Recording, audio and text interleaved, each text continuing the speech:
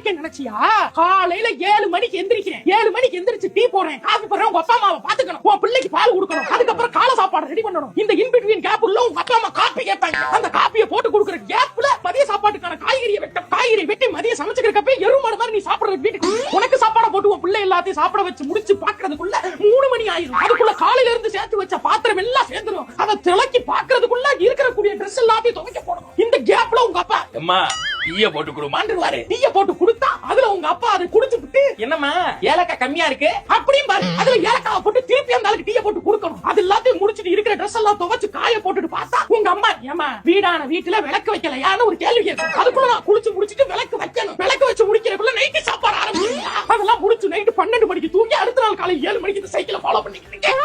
என்கிட்ட வந்து நீ கேள்வி கேட்கிறீங்க, நான் சும்மா இருக்கணும். சொல்லுங்க, நாங்க சும்மா இருக்கமா?